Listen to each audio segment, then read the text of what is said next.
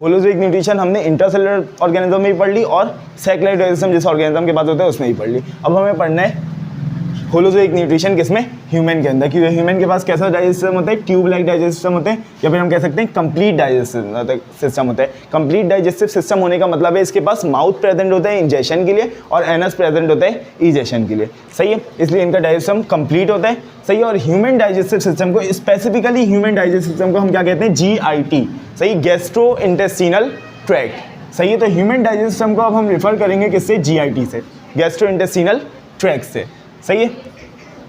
अच्छा, जो digestive system of man है, इंसानों का डाइजेस्टिव सिस्टम है, इसमें 8 ऑर्गन्स हैं और 3 एसोसिएटेड ग्लैंड्स हैं।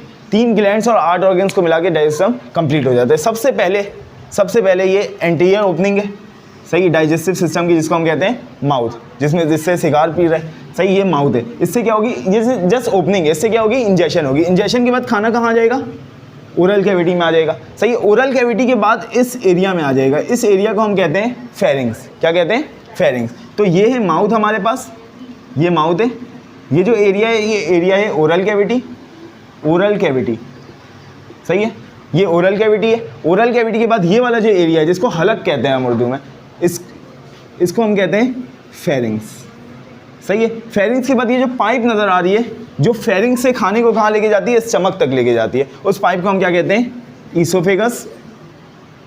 ईसोफेगस के बाद ईसोफेगस ओपन हो जाता है किसके अंदर, स्टमक के अंदर। तो ये आ गया हमारे पास स्टमक। स्टमक के बाद, स्टमक में खाने की डाइजेशन होती है, उस डाइजेशन के बाद स्टमक ओपन हो जाते हैं इनटू स्मॉल इंटेस्टाइन। ये पूरा जो पार्ट है जो यहाँ पे सेंटर में बना हुआ है, ये स्टमक की ओपनिंग है। ये देखो लार्ज इंटेस्टाइन है, ये जो बड़ी इंटेस्टाइन है क्या है, लार्ज इंटेस्टाइन है। इसके पीछे से स्टमक से क्या बन के आ रहा है, ये स्मॉल इंटेस्टाइन बन गया, और ये पीछे से यहाँ पे पूरा क्या मौजूद है, स्मॉल इंटेस्टाइन मौजूद है। तो ये क्या है, small intestine. Small intestine stomach से कनेक्ट होता है, मगर स्टमक से इसकी connection posterior to large intestine होती है। लार्ज इंटेस्टाइन के पीछे से ये स्टमक ओपन हो रहा होता है इनटू स्मॉल इंटेस्टाइन। तो ये जो चीज़ है, ये चीज़ कंटिन्यूअस हो जाती है इस तरीके से स्मॉल इंटेस्टाइन में, सही है, मगर क्योंकि लार्ज इंटेस्टाइन के पीछे होता है तो हमने बनाया नहीं था इसको। और फिर यहाँ पे पूरा स्मॉल इंटेस्टाइन होता है, हाईली कॉन्वुलेटेड, बहुत ज़्यादा कॉन्वुलेटेड होता है, कॉइल्ड होता है स्मॉल इंटेस्टाइन यहाँ पे, सही है। उसके बाद ये जो चीज़ नज़र आ रही है, ये क्या है, लार्ज इंटेस्टाइन। और फिर लार्ज इंटेस्टाइन ओपन हो जा रही है किसमें, ये ओपनिंग है, इस ओपनिंग को क्या कहते हैं, एनस, सही है। तो इंजेशन माउथ से हुई, माउथ से इंजेशन के बाद खाना आ गया ओरल कैविटी, ओरल कैविटी है फेरिंग्स, फेरिंग्स से ईसोफेगस, ईसोफेगस से स्टमक, स्टमक से स्मॉल इंटेस्टाइन, स्मॉल इंटेस्टाइन से लार्ज इंटेस्टाइन। ये देखो स्मॉल इंटेस्टाइन ओपन हो गया लार्ज इंटेस्टाइन में, और लार्ज इंटेस्टाइन से खाना एनस के थ्रू बॉडी से बाहर चला गया, सही है। अच्छा, इन सब में हमें चाहिए होते हैं कुछ ग्लैंड्स। जैसे हमें डाइजेशन के लिए, डाइजेशन ऑफ फैट के लिए चाहिए होता है एक चीज़ जिसका नाम है बाइल, वो हम पढ़ेंगे आगे, सही, वो आता है लिवर से। तो लिवर चाहिए हमें इसके लिए। उसके अलावा हमें क्या चाहिए, पैनक्रियाज चाहिए, क्योंकि पैनक्रियाज से आता है पैनक्रियाटिक जूस, सही है। उसके अलावा हमें सिलाइवरी ग्लैंड चाहिए, क्योंकि सिलाइवरी ग्लैंड से सिलाइवा आता है और ये भी डाइजेशन में रोल प्ले करता है। तो ये 3 ग्लैंड्स ही हमें चाहिए, सही है। अच्छा, ग्लैंड्स का मैं एक बार ओवरव्यू तुम लोगों को बता दूं, अगर तुम लोगों को पता नहीं है। ग्लैंड्स हर उस चीज़ को बोलते हैं जो कुछ सिक्रीट करे, हर वो चीज़ जो कुछ सिक्रीट करे उसको क्या कहेंगे हम, ग्लैंड। यानी कोई चीज़ प्रोड्यूस करके रिलीज कर दे, उसको हमारी बॉडी में कोई भी ऐसा स्ट्रक्चर होगा हम उसको क्या कहेंगे, ग्लैंड। अब ये ग्लैंड कितने तरह के होते हैं, 2 तरह के, पता है तुम लोगों को, endocrine gland and exocrine gland. Endocrine gland अपनी सिक्रीशन को, देखो ग्लैंड वो हैं जो सिक्रीट करेंगे, कुछ भी सिक्रीट करेंगे, कुछ भी रिलीज करेंगे, ग्लैंड कहेंगे उनको। एंडोक्राइन ग्लैंड अपनी सिक्रीशन को कहाँ रिलीज करेंगे, इनसाइड द ब्लड। तो अपनी सिक्रीशन को कहाँ रिलीज करेंगे, इनसाइड द ब्लड। जबकि जो एक्सोक्राइन ग्लैंड है हमारे पास, ये अपनी सिक्रीशन को कहाँ रिलीज करेंगे, डक्ट में। डक्ट का मतलब होता है ट्यूब में। अब मैं बताता हूँ, समझाता हूँ कि मतलब क्या है इसका। देखो हमारे पास जो एंडोक्राइन ग्लैंड्स होते हैं, ग्लैंड जो भी होते हैं वो कुछ सिक्रीट करते हैं। अब उनका कोई ना कोई टारगेट ऑर्गन होता है। मिसाल के तौर पे हमारे बेस ऑफ द ब्रेन में ग्लैंड है जिसका नाम है पिट्यूटरी ग्लैंड, वो ADH रिलीज करता है, और ADH का टारगेट ऑर्गन है किडनी, सही है। मगर वो किडनी तक कोई पाइप नहीं पहुंचा रहा होता है। अगर वो चाहता पिट्यूटरी ग्लैंड तो एक पाइप यहाँ से एक्सटेंड करता किडनी तक और अपनी सिक्रीशन को डायरेक्टली किडनी के ऊपर रिलीज कर देता, मगर वो कहाँ रिलीज कर देता है अपनी सिक्रीशन को, ब्लड में रिलीज कर देता। ब्लड पूरी बॉडी में जाता है, किडनी में भी जाता है, तो वो जो उसकी जो सिक्रीशन है वो किडनी पे एक्ट कर देती है। तो ऐसे ग्लैंड को हम क्या कहते हैं, एंडोक्राइन ग्लैंड, सही है। एक्सोक्राइन ग्लैंड उसके बरक्स अपने टारगेट ऑर्गन तक एक पाइप लेके जाता है, और उस पाइप के थ्रू, उस डक्ट के थ्रू, उस ट्यूब के थ्रू अपने टारगेट ऑर्गन में वो चीज़ रिलीज कर देते हैं। जैसे मिसाल के तौर पे स्वेट ग्लैंड्स, स्वेट ब्लड में तो रिलीज नहीं करता है स्वेट ग्लैंड, बल्कि स्वेट ग्लैंड्स हमारे स्किन के बीनीथ प्रेजेंट होते हैं और ये एक पाइप ऊपर आ रही होती है और वो यहाँ पे आगे एक डक्ट ऊपर आ रही होती है, एक ट्यूब ऊपर आ रही होती है और वो यहाँ आगे ओपन हो जाती है। उसका टारगेट ऑर्गन क्या है? स्किन है, स्किन में आगे ओपन हो जाती है। जिस तरह पैनक्रियास पैनक्रियाटिक जूस रिलीज करते हैं, ब्लड में रिलीज नहीं करते हैं, बल्कि पैनक्रियास एक पैनक्रियाटिक जूस रिलीज करते हैं। पैनक्रियास से निकलती है एक पैनक्रियाटिक डक्ट, एक पैनक्रियाटिक ट्यूब, वो ट्यूब जाके डायरेक्टली इंटर हो जाती है स्मॉल इंटेस्टाइन में और क्या रिलीज कर देती है? वहाँ पे अपनी सिक्रीशन रिलीज कर देती है। इसके अलावा टीयर्स, सही है, टीयर्स हो गए, सिलाइवा हो गए, सिलाइवा ग्लैंड्स यहाँ प्रेजेंट होते हैं हमारे ईयर के पास, हमारे जॉ के नीचे, सही है, हमारी टंग के नीचे यहाँ प्रेजेंट होते हैं और वो अपनी सिक्रीशन को डायरेक्टली कहाँ से क्रिएट करते हैं? कहाँ से क्रिएट करते हैं? माउथ में, ओरल कैविटी में। कैसे? यहाँ से, यहाँ पे जो सिलाइवा ग्लैंड है उससे एक डक्ट आएगी और डक्ट आगे कहाँ ओपन हो जाएगी? हमारे माउथ में ओपन हो जाएगी और वो हमारी सिक्रीशन को कहाँ से क्रिएट कर देंगे? माउथ में। तो ये जो तीनों ग्लैंड्स हैं, इन तीनों ग्लैंड्स को जो हम पढ़ेंगे, तीनों कैसे ग्लैंड हैं? एक्सोक्राइन ग्लैंड, सही है। तो एक्सोक्राइन ग्लैंड को, एंडोक्राइन ग्लैंड कोई भी हम फर्स्ट ईयर में नहीं पढ़ते हैं, उसको हम पढ़ेंगे सेकंड ईयर में। डाइजेस्टिव सिस्टम का पहला ऑर्गन है माउथ, सही है। माउथ क्या है? Mouth is just anterior opening of GIT। ये क्या है? हमारे डाइजेस्टिव सिस्टम का एंटीरियर ओपनिंग है, सही है। माउथ कोई फिजिकल ऑर्गन नहीं है, बल्कि माउथ सिर्फ एक ओपनिंग का नाम है, सही है। सिर्फ एक ओपनिंग है, जो एंटीरियर ओपनिंग है जहाँ से हम खाने को अंदर डालते हैं, उसको हम क्या कहते हैं? माउथ कहते हैं, सही है। अब ये जो माउथ है, mouth is guarded by 2 lips. ये जो हमारा माउथ है, ये जो ओपनिंग है, ये ओपनिंग गार्डेड होती है 2 लिप्स के जरिए, upper lip and lower lip, सही है। 2 लिप्स होती हैं, one is upper lip and the other one is lower lip, सही है। ये अपर लिप और लोअर लिप के जरिए माउथ क्या होता है? गार्डेड होता है, सही है। और माउथ का फंक्शन क्या है? हर ऑर्गन के एंड में हम उसका फंक्शन पढ़ेंगे, क्योंकि माउथ बहुत छोटा ऑर्गन है, तो फौरन खत्म हो गया। Mouth is just an opening. इसका क्या फंक्शन है माउथ का? माउथ का फंक्शन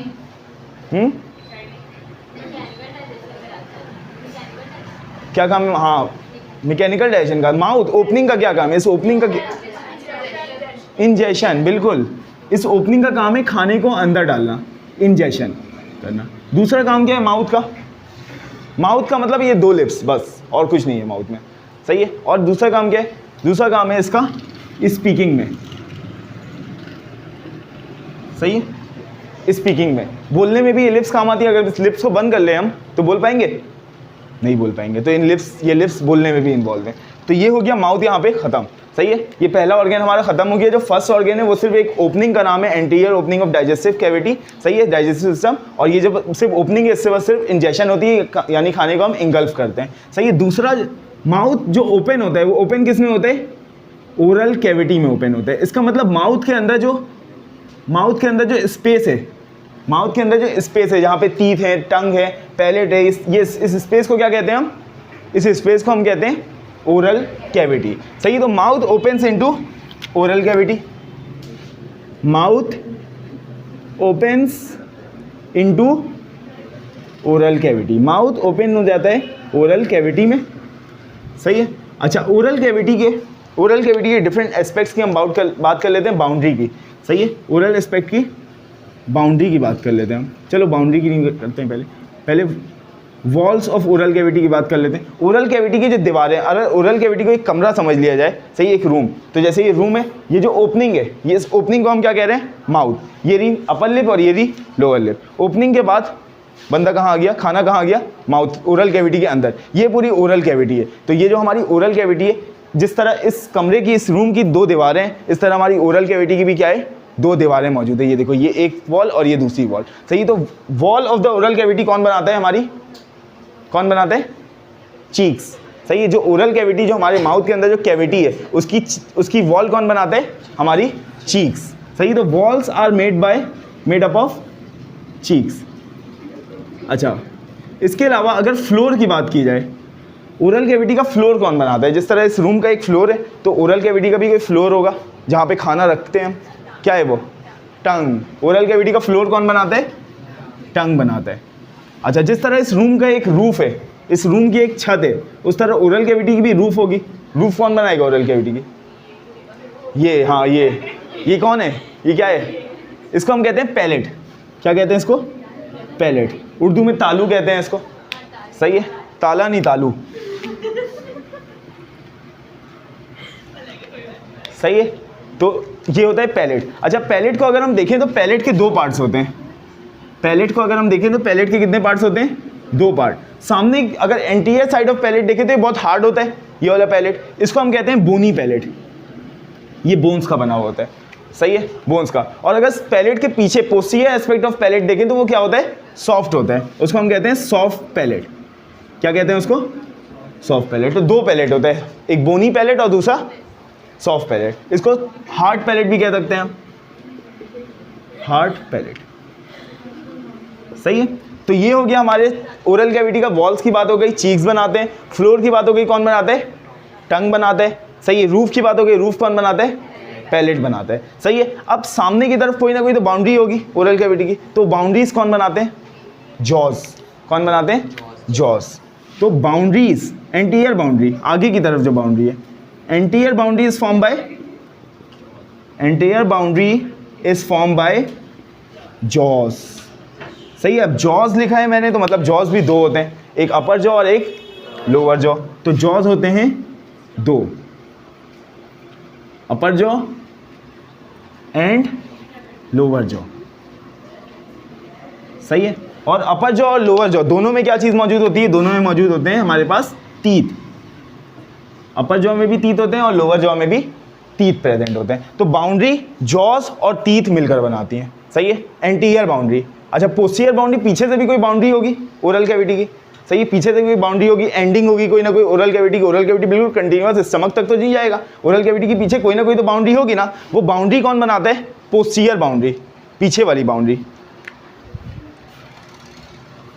पोस्टीरियर बाउंड्री कौन बनाता है ओरल कैविटी की? ओरल कैविटी की पोस्टीरियर बाउंड्री। टॉम को चिल्लाते हुए देखा है कभी तुम लोगों ने? बहुत तेज पीछे उसके, जब वो चिल्लाता है पीछे कैसे करके इस तरह का स्ट्रक्चर होता है, इस तरीके का, मंदिर के घंटे की तरह, देखा है ना, सही है। इसको हम कहते हैं यूविला। इसको हम क्या कहते हैं? यूविला, सही है। ये जो हमारा पैलेट है, पैलेट सामने से तो हार्ड होता है और पीछे से क्या होता है? पैलेट सॉफ्ट होता है। तो वही जो सॉफ्ट पैलेट होता है वही एक्सटेंड होकर क्या बना लेता है? हमारा यूविला बना लेता है। Uvula is the extension of soft palate, सही है। यूविला क्या है? Extension of soft palate. Soft palate थोड़ा सा एक्सटेंड होता है और एक्सटेंड होकर लटक जाता है, हैंग हो जाता है, और सी हैंगिंग को हम क्या कहते हैं? यूविला कहते हैं। तो पोस्टीरियर बाउंड्री कौन बनाते हैं? यूविला, सही है। अच्छा, ये हो गई हमारे ओरल कैविटी की कंपोनेंट्स की बात। ये सारे ओरल कैविटी के कंपोनेंट्स हैं। इसके अलावा oral cavity contain some what we called saliva, something we called saliva, सही है। ओरल कैविटी के अंदर क्या चीज़ मौजूद होती है? सिलाइवा मौजूद होता है ओरल कैविटी का। And this saliva is produced by salivary glands. ये सिलाइवा कौन प्रोड्यूस करते हैं? सिलाइवरी ग्लैंड्स प्रोड्यूस करते हैं, सही है। तो सिलाइवरी ग्लैंड्स पढ़ लेते हैं, सही है। क्या होते हैं salivary glands? Salivary glands,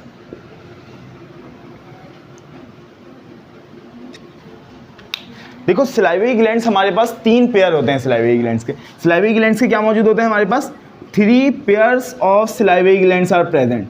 3 pairs होते हैं हमारे पास सिलाइवरी ग्लैंड के। सिलाइवरी ग्लैंड के कितने पेयर्स होते हैं? 3 पेयर्स होते हैं। 3 पेयर्स का मतलब है 6 इन नंबर। नंबर कितने होते हैं? 6। तो ये एमसीक्यूज में पूछा जाता है, तो ये एमसीक्यूज में कभी पूछा जाता है how many salivary glands are present, तो उसमें क्या लगाना होगा? 6। और कभी पूछा जाता है how many pairs of salivary glands are present, तो उसमें क्या लगाना होगा? 3। 3 पेयर्स का मतलब 6 इन नंबर, सही है। 3 पेयर्स होते हैं। पहले पेयर को हम कहते हैं पैरोटिड ग्लैंड। क्या कहते हैं? Parotid gland. दूसरे पेयर को हम कहते हैं सब मैंडिबुलर ग्लैंड, सब मैंडिबुलर ग्लैंड। और तीसरे ग्लैंड को हम क्या कहते हैं? सब लिंगुअल ग्लैंड, सही है। पैरोटिड ग्लैंड कहाँ प्रेजेंट होते हैं? यहाँ पे। पैरोटिड ग्लैंड कहाँ प्रेजेंट होते हैं? यहाँ पे प्रेजेंट होते हैं, नियर एयर, सही, कान के पास प्रेजेंट होता है, नियर एयर, सही है। सब मैंडिबुलर ग्लैंड कहाँ प्रेजेंट होता है? नियर जॉस, जॉस के पास यहाँ पे प्रेजेंट होता है, ये इस रीजन में सब मैंडिबुलर ग्लैंड प्रेजेंट होता है, सही है। तो नियर जॉस। और सब लिंगुअल ग्लैंड कहाँ प्रेजेंट होते हैं? बिलो टंग, टंग के नीचे, बिलो टंग, सही है, टंग के नीचे प्रेजेंट होता है, टंग के नीचे ये सब लिंगुअल ग्लैंड। देखो सब क्या लिखा हुआ है? सब लिंगुअल। देखो सब लिंगुअल, लिंगुअल का मतलब क्या होता है? लिंगुआ एक इटालियन जबान का लफ्ज़ है जिसका मतलब होता है लैंग्वेज। क्या मतलब होता है? लैंग्वेज। और लैंग्वेज को उर्दू में हम क्या कहते हैं? जबान। और जबान को इंग्लिश में क्या कहते हैं? टंग, सही है। तो सब लिंगुअल का क्या मतलब है? सब लिंगुअल ग्लैंड का मतलब जुबान के नीचे, टंग के नीचे, समझ गए? सही है, बिलो द टंग। तो ये 3 ग्लैंड्स होते हैं और ये 3 ग्लैंड्स मिलकर क्या सिक्रीट करते हैं? 3 पेयर्स ग्लैंड के क्या मिलकर सिक्रीट करते हैं? सलाइवा। अगर सलाइवा को हम देखें तो सलाइवा में क्या प्रेजेंट होते हैं? म्यूकस, सही है, म्यूकस प्रेजेंट होते हैं, सही है, म्यूकस ताकि ल्यूब्रिकेट कर सके खाने को, सही, खाने को गीला कर सके, ल्यूब्रिकेट कर सके। और क्या प्रेजेंट होते हैं? और प्रेजेंट होते हैं हमारे पास एंजाइम, जैसे कि सिलाइवरी अमाइलेज। और तीसरी चीज़ हमारे पास प्रेजेंट होती है लाइजोजाइम, सही है। म्यूकस क्या करते हैं? म्यूकस का क्या काम है? म्यूकस का क्या काम है? ल्यूब्रिकेट द फ्लूइड, क्योंकि म्यूकस में 90% वाटर होता है, सही है, 90% वाटर होता है। तो म्यूकस क्या करता है? खाने को ल्यूब्रिकेट करता है, सही है, मतलब गीला करता है खाने को। अच्छा, सिलाइवरी अमाइलेज क्या करता है? सिलाइवरी अमाइलेज हमारे पास स्टार्च को ब्रेक करता है इनटू माल्टोज। अब तुम लोगों को पता है स्टार्च क्या है? एक पॉलीसेक्राइड है। और माल्टोज क्या है? एक ओलिगोसेक्राइड है। माल्टोज डाइसेक्राइड है। माल्टोज स्वीट इन टेस्ट है, जबकि स्टार्च क्या है? टेस्टलेस है, सही है, टेस्टलेस है। याद आया? अब देखो, अब स्टार्च कहाँ प्रेजेंट होता है? प्लांट्स में प्रेजेंट होता है, जैसे कि वीट में प्रेजेंट होता है, आटा जो होता है, जो रोटी हम खाते हैं, रोटी में प्रेजेंट होता है। तो अगर तुम लोग रोटी को लो और रोटी को चिबाने लगो, सही है, मतलब बहुत देर तक च्यू करो, बहुत देर तक, काफ़ी देर तक च्यू करो, थोड़ी देर में क्या होगा? थोड़ी देर में सिलाइवरी अमाइलेज क्या करने लगेंगे? स्टार्च को माल्टोज में कन्वर्ट करने लगेंगे। थोड़े से एक्सटेंड में करेंगे, ज़्यादा एक्सटेंड में नहीं करेंगे, मगर थोड़ी देर तक अगर तुम रोटी को च्यू करते रहो, सारी सिर्फ रोटी को, तो क्या हो जाएगा? क्या होने लगेगा?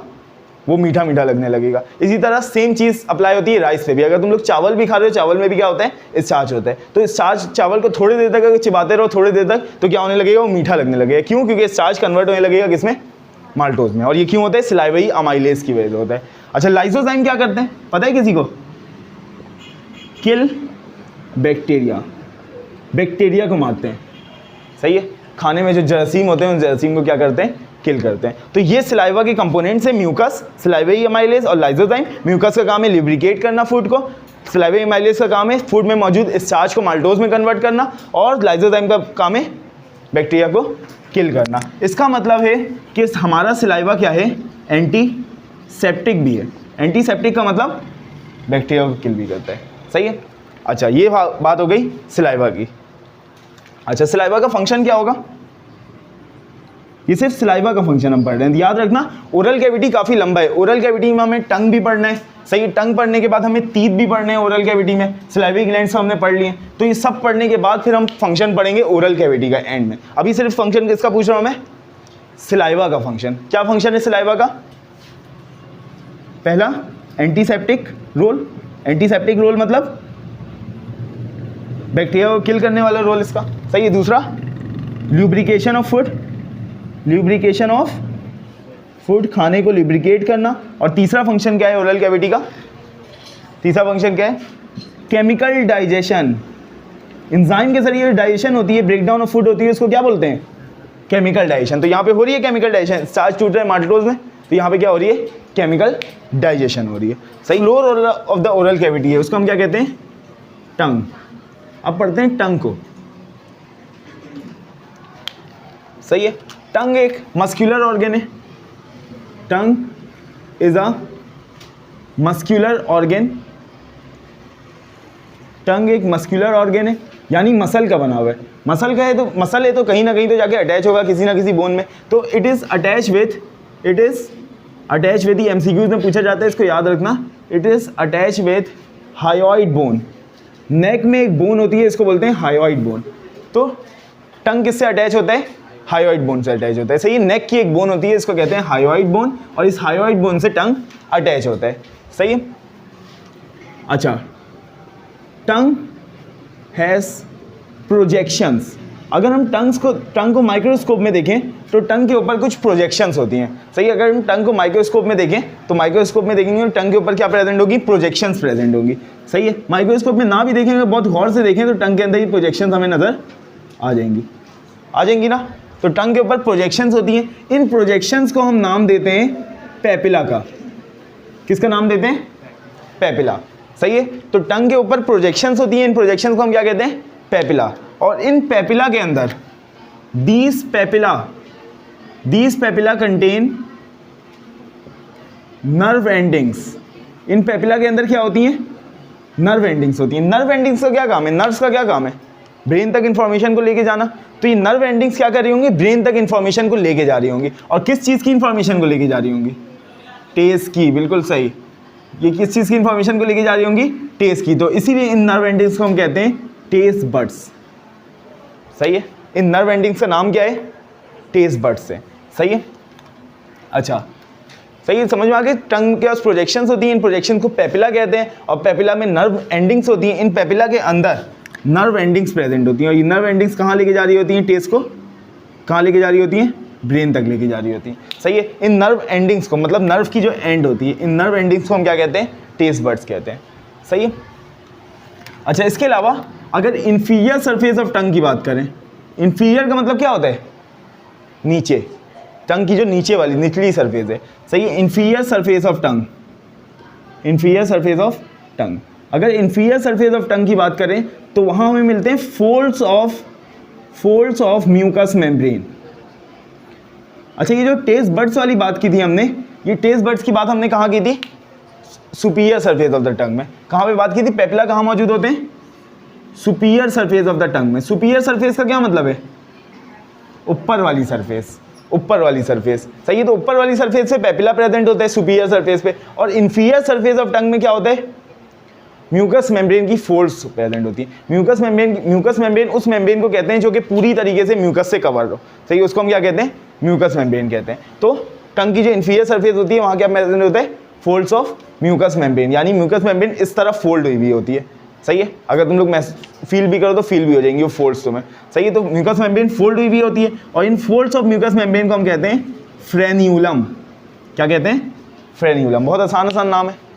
सही है, तो टंग की सुपीरियर सरफेस पे प्रोजेक्शंस होती हैं, इनको पेपिला कहते हैं, और उनमें टेस्ट बड्स मौजूद होती हैं। और टंग की इंफीरियर सरफेस पे फोल्ड्स ऑफ म्यूकस मेम्ब्रेन होता है, इसको हम क्या कहते हैं, फ्रेन्यूलम कहते हैं। सही है। अब टंग का फंक्शन क्या है, what are the functions of tongue, क्या फंक्शन है टंग का। पहला फंक्शन तो हो गया टेस्ट करना, क्योंकि टेस्ट बड्स हमने देख लिया। पहला फंक्शन क्या हो गया, टेस्ट हो गया। सही है। दूसरा फंक्शन टंग का, अच्छा, जब हम च्यू करते हैं, खाने को चिबाते हैं, तो खाने को चिबाने के दौरान क्या होता है, टंग क्या करता है, खाने को मिक्स कर रहा होता है मुसलसल। सही है, ताकि वो अनच्यूड फूड एंड च्यूड फूड क्या हो सके, मिक्स हो सके। तो ये क्या कर रहा होता है, mixing of food, mixing of food, खाने को मिक्स करते हैं during mastication. Now mastication is a term for chewing. सही है, तो च्यूइंग को ही क्या कहते हैं हम, मैस्टिकेशन कहते हैं। तो मैस्टिकेशन के दौरान मिक्सिंग ऑफ फूड कर रहा होता है कौन, टंग। तो इतना सा टंग, कोई क्वेश्चन टंग में नहीं। अच्छा, इसके अलावा अगर हम देखें तो ओरल कैविटी के अंदर जॉस प्रेजेंट होते हैं, अपर जॉ एंड लोअर जॉ। और इन जॉस को अगर देखें तो ये जॉस अपर जॉ में भी और लोअर जॉ में क्या प्रेजेंट होती हैं, टीथ प्रेजेंट होती हैं। क्या प्रेजेंट होती हैं, टीथ। तो इन टीथ को भी पढ़ लेते हैं साथ साथ। टीथ, अच्छा, ह्यूमन टीथ की बात कर रहे हैं यहाँ पे, तो ह्यूमन टीथ की 3 प्रॉपर्टीज पढ़ लेते हैं। 3 प्रॉपर्टीज होती हैं ह्यूमन टीथ की। सही है, बहुत इंपॉर्टेंट प्रॉपर्टीज है। सबसे पहली property, human teeth are thecodont. Human teeth कैसे होते हैं, थीकोडोंट होते हैं। थीकोडोंट का मतलब है teeth are embedded in jaws. Human teeth jaws में जॉज में रखे हुए नहीं होते हैं, बल्कि जॉज में क्या होते हैं, अंदर की तरफ घुसे हुए होते हैं, एम्बेड होते हैं, एम्बेडेड होते हैं जॉज में, सही है। और इस प्रॉपर्टी ऑफ टीथ को हम क्या कहते हैं, थीकोडोंट। तो ह्यूमन टीथ की पहली प्रॉपर्टी क्या है कि ह्यूमन टीथ कैसे होते हैं, थीकोडोंट होते हैं। थीकोडोंट होने का मतलब है टीथ कैसे होते हैं, एम्बेडेड होते हैं जॉज में।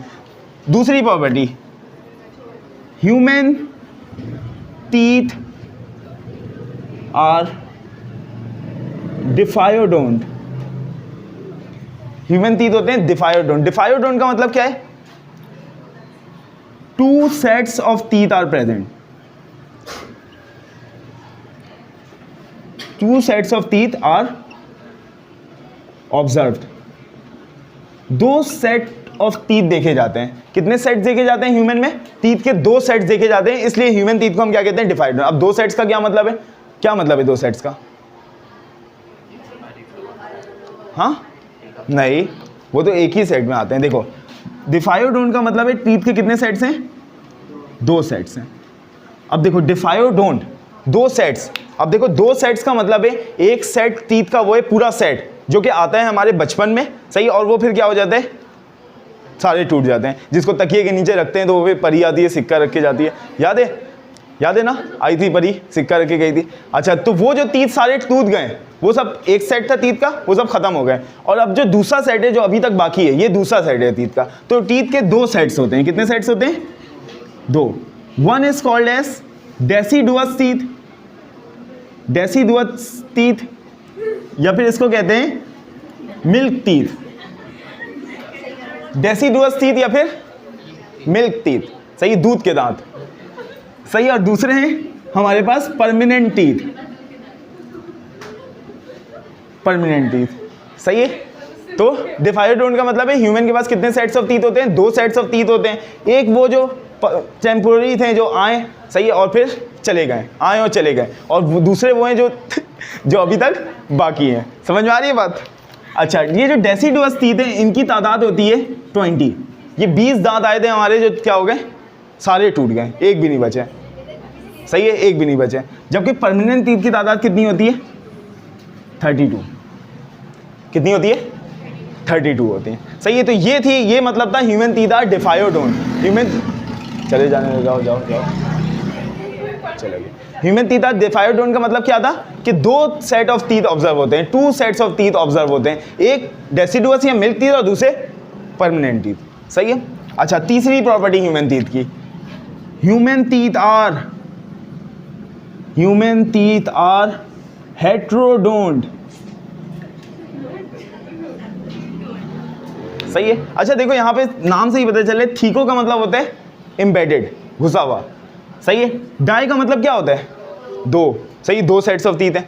हेट्रो का मतलब क्या होता है, डिफरेंट, क्या बात है, सुभान अल्लाह। Different types of teeth are present. अब देखो, अब तीसरी प्रॉपर्टी जो लिखी हुई है ह्यूमन टीथ की, कि ह्यूमन टीथ कैसे होते हैं, हेट्रोडोंट होते हैं। हेट्रोडोंट का मतलब है डिफरेंट सेट्स होते हैं, सॉरी डिफरेंट टाइप्स के टीथ प्रेजेंट होते हैं, अलग अलग टाइप के टीथ प्रेजेंट होते हैं। जैसे कि सामने के दांत देखें तो वो साइड के दांत से बिल्कुल क्या होंगे, डिफरेंट होंगे। और साइड के दांत देखें तो फर्दर जो सबसे टर्मिनल टीथ हैं उनसे क्या होंगे, डिफरेंट होंगे। और बीच में भी 2 टीथ होते हैं, अलग अलग तरह के टीथ होते हैं हमारे जॉज में, सही है। हमारे जॉज में 4 तरह के टीथ होते हैं। कितने तरह के टीथ होते हैं, 4 तरह के। First one is incisors, second one is canines, third one is premolars and fourth one is, बोलो, molars। इंसाइजर्स कैसे होते हैं, फ्लैट टीथ होते हैं। कैसे होते हैं, फ्लैट टीथ, और इनका फंक्शन क्या है, कटिंग एंड बाइटिंग, सही, कट करना और बाइट करना। किसी को दांत काटने में यही काम आता है, कोई किसी को दांत काट ले वो भी इसी दांत से काटता है, सही, ये शार्प होते हैं ना, फ्लैट होते हैं, सही है। अच्छा, दूसरे तरह के दांत हैं जिनको हम कहते हैं, अच्छा ये कितने नंबर होते हैं, ये एमसीक्यूज नहीं पूछा जाता है तो इसको याद रखना। कितने नंबर होते हैं, 8 इन नंबर। तो इसको इस तरह लिखेंगे हम, 8 इन नंबर और 4 in upper jaw and 4 in lower jaw, सही है। अब इसके बाद, इनके बाद प्रेजेंट होते हैं कैनाइंस क्या प्रेजेंट होते हैं? कैनाइंस। ये कैनाइंस होते हैं शार्प पॉइंटेड टीथ, ये इस तरह से कैनाइंस प्रेजेंट होते हैं। ये शेर और बिल्लियों के बहुत बड़े होते हैं, देखा होगा तुम लोगों ने, बाहर निकल रहे होते हैं। हमारे छोटे हो गए हैं थोड़े, क्योंकि हम लोगों ने छोड़ दिया है सब काम। सही है, समझ में आ रही है बात? तो कैनाइंस शार्प पॉइंटेड टीथ होते हैं, और हमारे पास कितने होते हैं? 4 होते हैं। और बाकी कार्निवोरस एनिमल्स की वजह से 4 होते हैं, मगर बहुत ज़्यादा मोर डेवलप होते हैं, बहुत एडवांस होते हैं उनमें। अगर हम उसमें देख लें, लेपर्ड में देख लें, लायन में देख लें, कैट्स में देख लें, तो बहुत ज़्यादा कार्निवोरस एनिमल्स हैं, ये बहुत ज़्यादा डेवलप होते हैं। सही है, ताकि शिकार को सही से क्या कर सकें? शिकार कर सकें। तो कैनाइन से sharp pointed teeth, sharp pointed teeth. सही है, पॉइंटेड मतलब इनका नोक होता है इनके पास। सही है, पॉइंटेड टीथ होते हैं। और ये किस काम के लिए इन्वॉल्व होंगे? Sharp pointed teeth. बताओ, देखो इन 4 दांतों के बाद एक शार्प पॉइंटेड टीथ मिलेगा तुम लोगों को, मिला ना? हाँ, तो अच्छा, तो ये किस काम के लिए इन्वॉल्व होंगे? ये इन्वॉल्व होते हैं टेयरिंग ऑफ मीट, ये गोश्त खाने के लिए इन्वॉल्व होते हैं। सही है, तो इन दांतों से हमें क्या पता चलता है? इन दांतों से हमें पता चलता है कि हमारे पास ये दांत है, इसका मतलब हमें गोश्त खाना चाहिए। दलील। अच्छा, तो ये इन्वॉल्व होते हैं टेयरिंग ऑफ मीट के लिए। सही, गोश्त को टेयर करने के लिए। टेयर करने के लिए मतलब तोड़ने के लिए। सही, गोश्त को तोड़ने के लिए इन्वॉल्व होते हैं। कितने होते हैं? 4, 2 in upper jaw and 2 in lower jaw. तो they are 4 in number, 2 in upper jaw and 2 in lower jaw. Canines भी हो गए। इसके बाद प्रेजेंट होते हैं हमारे पास 1, 2। अब ये जिस तरह ये फ्लैट है, सामने देखने से तो ये भी फ्लैट लग रहे हैं, मगर ये फ्लैट नहीं है, बल्कि ये कैसे हैं? ब्लंट है। सही है, मतलब ये मोटे हैं। सही है, इस तरीके से 4 अपर जॉ में, 4 लोअर जॉ में। सही है, इनको हम क्या कहते हैं? प्रीमोलर्स कहते हैं। They are blunt teeth. सही है, एंड इन्वॉल्व इन, किस चीज़ के लिए इन्वॉल्व होते हैं? किस चीज़ के लिए? Grinding of food. किसके लिए? ग्राइंडिंग ऑफ फूड, खाने को ग्राइंड करने के लिए। सही, ग्राइंडिंग ऑफ फूड के लिए इन्वॉल्व होते हैं। कितने होते हैं? 8 इन नंबर। कितने होते हैं? 8 in number, same like incisors. 4 in upper jaw and 4 in lower jaw. 8वें चौथे तरह के मोलर्स। सही है, मोलर्स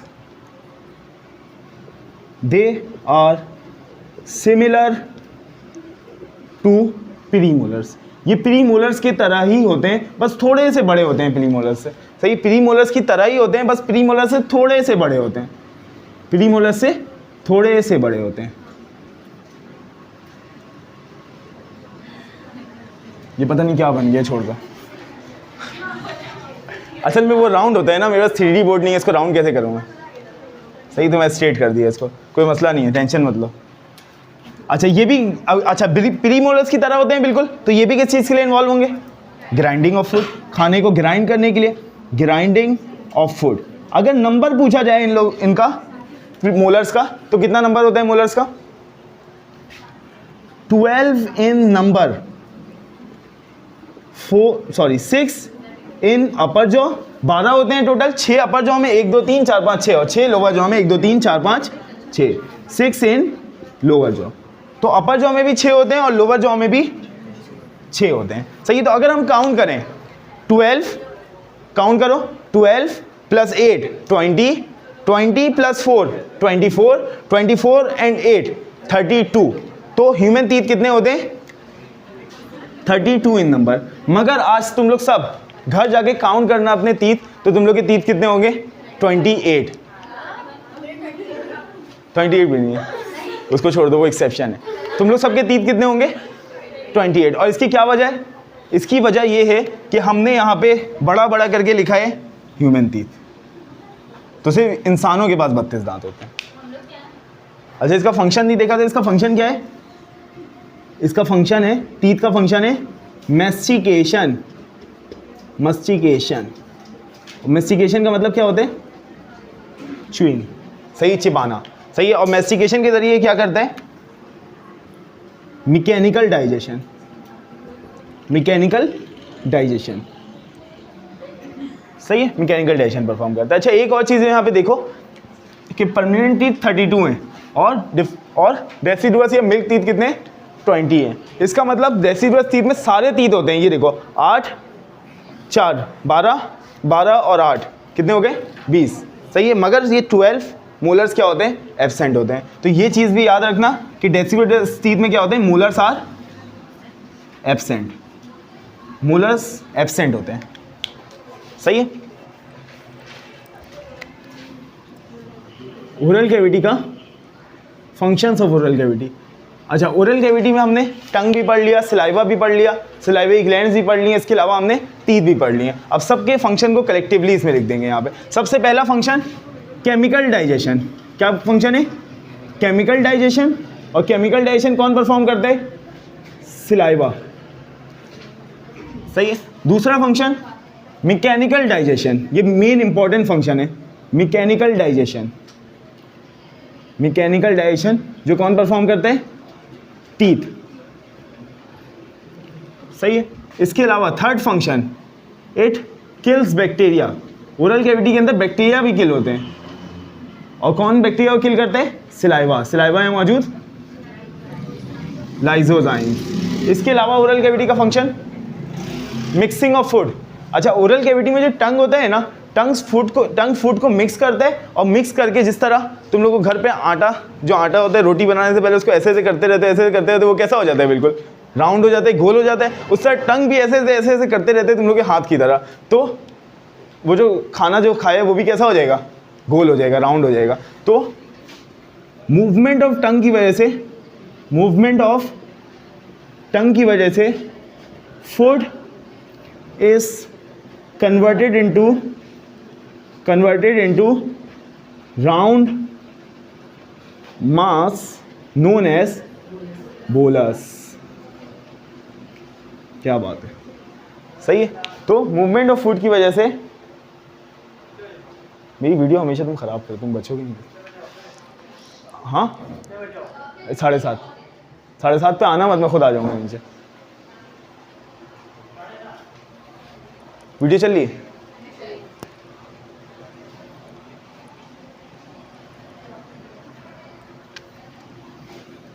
सही है। मूवमेंट ऑफ टंग की वजह से फूड कन्वर्ट हो जाता है किसमें बोलस के अंदर। इसका मतलब ओरल कैविटी से फूड निकलेगा वो क्या होगा बोलस की फॉर्म में होगा, सही है। इसके अलावा टेस्ट करने का भी किसका फंक्शन है ओरल कैविटी का, सही है। तो ये कुछ 5 फंक्शंस हैं, इन 5 फंक्शंस को याद कर लेना। चलो अच्छा ये देखो ये एक डायग्राम है, सही है। इस डायग्राम को थोड़ा सा समझ लो। ये देखो यहाँ से नोज से एयर अंदर जाती है, ये जो कैविटी है इस कैविटी को हम कहते हैं नेजल कैविटी। क्या कहते हैं नेजल कैविटी। और ये जो कैविटी है माउथ से खाना अंदर जाता है, और ये जो कैविटी है इस कैविटी को हम क्या कहते हैं ओरल कैविटी, सही है। ओरल कैविटी कहते हैं इसको। ये देखो ये रही टंग फ्लोर बना रही है, पैलेट रूफ बना रही है, यूविला पोस्टीरियर बाउंड्री बना रही है, टीथ एंटीरियर बाउंड्री बना रहे हैं, सही समझ आ गया। चीक्स इस तरह से वॉल्स बना रही हैं, क्लियर है। अच्छा उसके बाद ओरल कैविटी के बाद ये खाना कहाँ आ जाता है, खाना इस रीजन में आ जाता है, इस रीजन में जिसको हम हलक कह सकते हैं उर्दू में, सही। ये जो रीजन है ये देखो, ये रीजन यहाँ से देखो, ये देखो ये नेजल कैविटी है, नेजल कैविटी भी इस रीजन में ओपन हो जाती है। ये जो रीजन नजर आ रहा है तुम लोगों को हलक का रीजन, सही है। नेजल कैविटी भी इस रीजन में ओपन हो जाती है, और ओरल कैविटी भी इस रीजन में ओपन हो जाती है। ये पूरा जो ट्यूब नजर आ रहा है तुम लोगों को, ये पूरा ट्यूब, इस पूरे ट्यूब को हम क्या कहते हैं फेरिंग्स, या फिर इसको उर्दू में कह सकते हैं हम हलक, सही है। तो ओरल कैविटी में यूविला के पीछे जो कुछ नजर आ रहा है इस सब जगह, ये सब क्या है सब फेरिंग्स है। ये सारी चीजें क्या है फेरिंग्स है, सही है। तो लिख लेते हैं pharynx is a muscular tube. ये मसल्स का बना हुआ ट्यूब होते हैं। फेरिंग्स इज अ, बेटा चुप हो जाओ, pharynx is a muscular tube, ये मसल का बना हुआ एक ट्यूब है। एंड इसके अलावा it is a common organ of respiratory system and digestive system. किस तरह बताता हूं,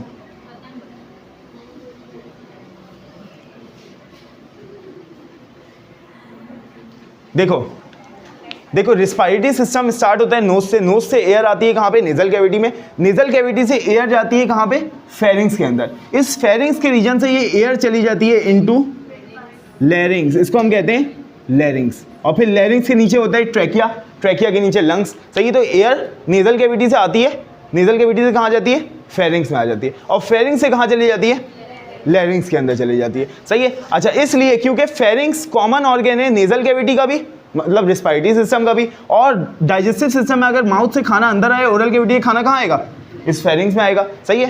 तो फेरिंग्स जो है, ये जो फेरिंग्स जो ट्यूब है, ये कॉमन ऑर्गन है of digestive system and respiratory system, मतलब खाना भी इसी फेरिंग्स में आएगा और एयर भी इसी फेरिंग्स में आएगी। यही वजह है कि हम नाक से सांस लेने के साथ साथ मुंह से भी सांस ले सकते हैं, नाक से सांस लेने के साथ साथ माउथ से भी ब्रीथिंग कर सकते हैं। माउथ से भी ब्रीथिंग करेंगे, सेम एयर कहाँ पे आएगी, फेरिंग्स में। नोज से भी ब्रीथिंग करेंगे तो सेम एयर कहाँ पे आएगी, फेरिंग्स में आएगी। इसीलिए मुंह से भी सांस ले सकते हैं, नाक से भी सांस ले सकते हैं, मगर लेना नाक से जाइए, वो रिस्पायरेटरी सिस्टम में पढ़ेंगे क्यों, सही है। वैसे ये कॉमन ऑर्गन है, फेरिंग्स क्या है, कॉमन ऑर्गन है रिस्पायरेटरी सिस्टम का भी और डाइजेस्टिव सिस्टम का भी, सही है। जब हम खाना खाते हैं तो ये खाना कहाँ जाता है, ईसोफेगस में, एक मैकेनिज्म के थ्रू जाता है, एक मैकेनिज्म होता है, इसको बोलते हैं स्वेलिंग, निगलने का मैकेनिज्म, जिसकी वजह से खाना सांस की नाली में नहीं जाता है, लैरिंग्स में नहीं जाता है, बल्कि कहाँ जाता है, ईसोफेगस में जाता है। ये हमारे पास ईसोफेगस है, ईसोफेगस, सही है।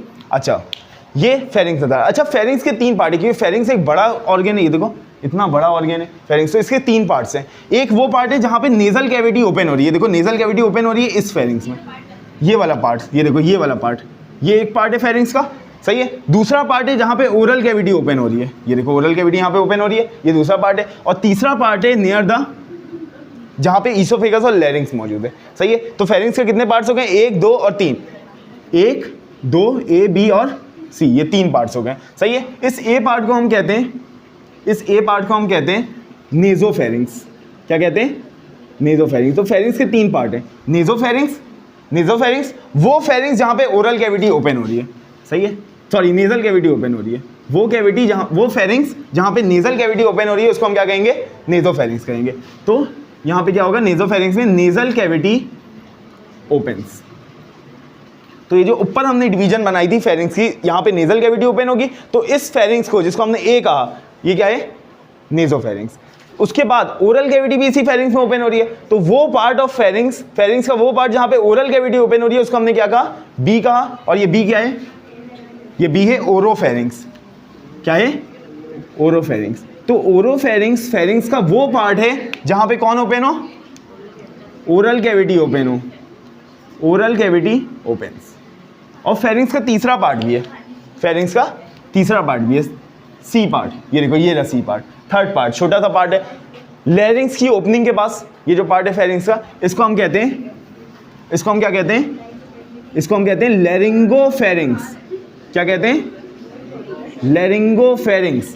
लैरिंगोफेरिंग्स वो फेरिंग्स है जो कि लैरिंग्स की ओपनिंग के पास है, सही है। तो नियर लैरिंग्स जो पार्ट है फेरिंग्स का उसको हम क्या कहते हैं, लैरिंगोफेरिंग्स कहते हैं। आगे बात समझ में क्लियर है। तो फेरिंग्स को हमने 3 पार्ट्स में डिवाइड कर दिया, नेजोफेरिंग्स जहाँ पे नेजल कैविटी ओपन हो रही है, ओरोफेरिंग्स जहाँ पे ओरल कैविटी ओपन हो रही है, और लैरिंगोफेरिंग्स जहाँ पे लैरिंग्स प्रेजेंट है, लैरिंग्स की ओपनिंग प्रेजेंट है, सही है। तो इस तरह फेरिंग्स के 3 पार्ट्स हैं। अच्छा, फेरिंग्स में मसल्स भी होते हैं, सही है, फेरिंग्स में मसल्स भी होते हैं जिनको हम कहते हैं फेरेंजियल मसल। क्या कहते हैं, फेरेंजियल मसल्स। और इन फेरेंजियल मसल का काम क्या होता है, फेरेंजियल मसल का काम होता है स्वेलिंग। क्या काम होता है, निगलना खाने को। ये हम पढ़ेंगे स्वेलिंग के मैकेनिज्म में किस तरह ये काम परफॉर्म करते हैं, सही है। इसके अलावा अगर फेरिंग्स का फंक्शन देखें तो फेरिंग्स का फंक्शन क्या है, फेरिंग्स का फंक्शन क्या है, फेरिंग्स का फंक्शन ये है कि ओरल कैविटी से खाने को लेना और कहाँ पहुँचा देना, उसको ईसोफेगस में पहुँचा देना। कोई डाइजेशन केमिकल या फिर मैकेनिकल यहाँ पे परफॉर्म नहीं होती है। ये बस क्या करता है, ये ओरल कैविटी से खाने को लेता है, और खाना किस फॉर्म में लेता है, ओरल कैविटी से बोलस की फॉर्म में, और उस खाने को कहाँ पहुँचा देते हैं, ईसोफेगस में। तो एक ट्यूब है जो सिर्फ फूड को कन्वे करता है, बोलस को कन्वे करता है। तो इसका फंक्शन क्या होगा, it convey the food in the form of bolus from oral cavity, oral cavity से लेगा और कहाँ पहुँचा देगा, इनटू कहाँ पहुँचाएगा, ईसोफेगस में। अच्छा, ये जो पहुँचाता है ओरल कैविटी से खाने को लेके ईसोफेगस में, ये एक प्रोसेस के थ्रू पहुँचाता है। उस प्रोसेस को क्या कहते हैं, स्वेलोइंग, स्वेलो करना, निकलना, सही है। थ्रू अ प्रोसेस, एक प्रोसेस के जरिए, through a process known as swallowing. आगे बात समझ में। फेरिंग्स का फंक्शन क्या है, ये खाने को, बोलस को ओरल कैविटी से लेके कहाँ पहुंचा देते हैं, ईसोफेगस के अंदर पहुंचा देते हैं। एक प्रोसेस के जरिए इसको हम क्या कहते हैं, स्वेलिंग कहते हैं। तो ये फंक्शन है फेरिंग्स का। आगे